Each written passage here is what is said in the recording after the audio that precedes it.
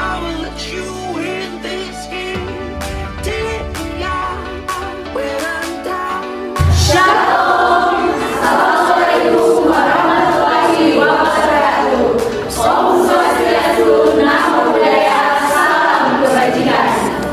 Jadi saat ini kami merupakan mahasiswa aktif di Komunitas Pembangunan Indonesia Manado kelas A2, Fakultas Keperawatan semester 6. Dan pada saat ini tujuan dari pembuatan video ini yaitu untuk memenuhi tugas ujian akhir semester pada mata kuliah Asuhan Keperawatan Pegawai Penerapan 3 dengan dosen pengampu Dr. Afur Wongkar SKPMTS.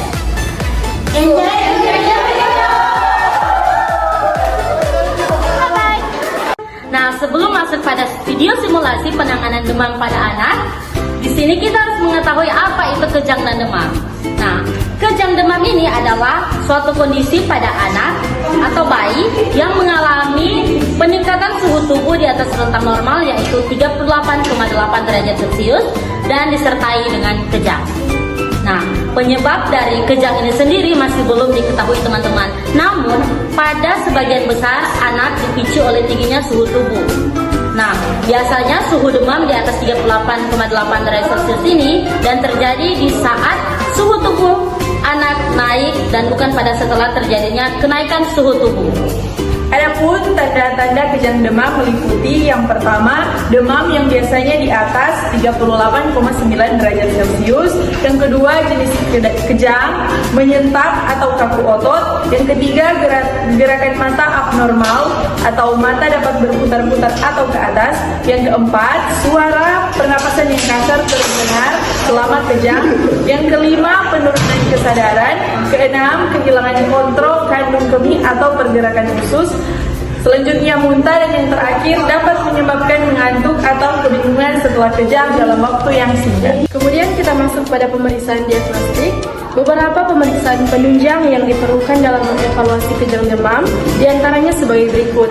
Yang pertama, pemeriksaan laboratorium. Kedua, fungsi lumbal. Ketiga, EEG. Keempat, pencitraan atau CT scan atau MRI kepala. Selanjutnya, penanganan medis.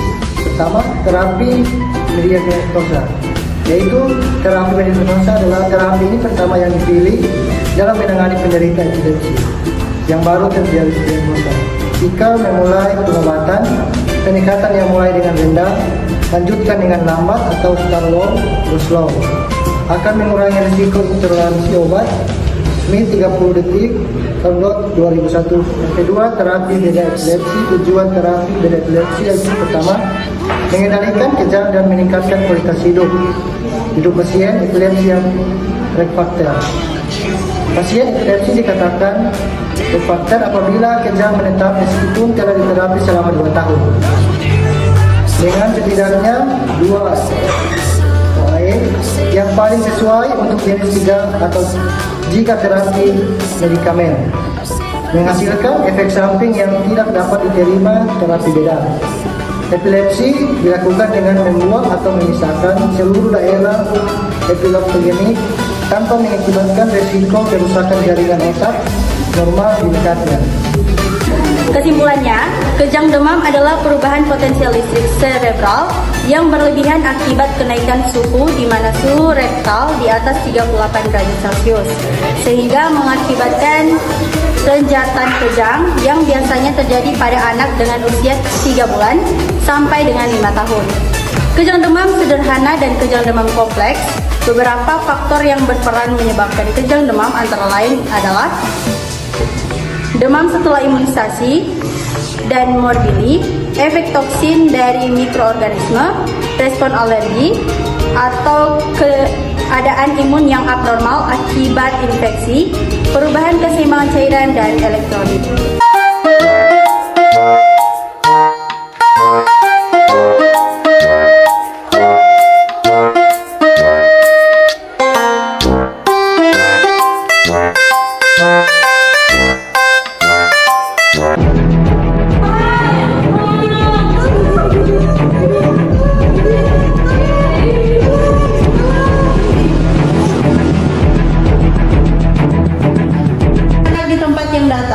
Dan luas sehingga anak tidak terbentur atau tertimpa benda tertentu saat kejang.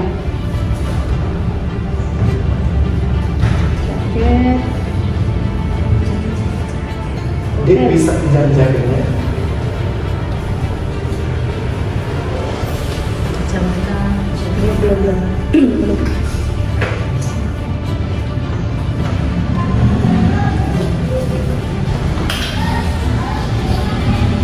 Posisikan anak tidur menyamping untuk mencegahnya tersedak saat kejang.